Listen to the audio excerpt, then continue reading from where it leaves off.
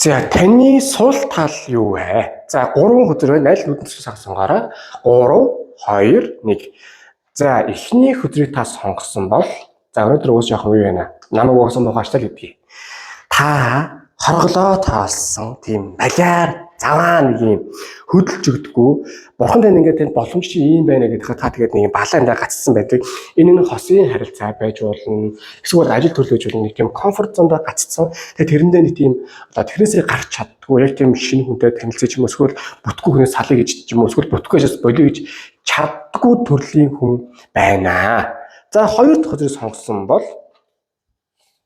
нэг аяга та хүмүүстэй сайн ойлголцож чаддгүй эсвэл өөрийнхөө юу бодсон, юу хүсдэгээр ойлгуулж чаддгүй эсвэл хүний яс яхад ойлгож чаддгүй зөвхөн өөрийнхөө зөрүүдлээд явдаг байж бол магадгүй гэдгийг бол одоо юм бол гарч иж байгаа юм.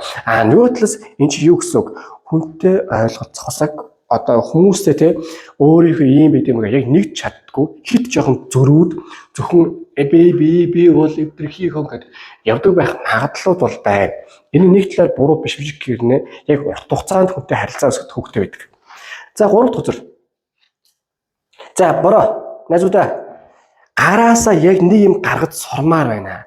Тэгэхгүй бол нэг одоо юу гэдэг чинь те нэг жуудагаар өстой олимпиад болно гэдэг 23 шишижсэн гинт болоод фитнес чинь болно гэсэн гинт болоод одоо тааруулж сурна гэсэн гинт болоод одоо англи сурна яваад гэдэг тийм яг гараасаа нэг юм үр дүн гаргаж сурмаар байна. Тэгэхгүй бол ингээл үсчээл ингэ яваад хахаар нас чинь дууслаа бороо. Яах вэ?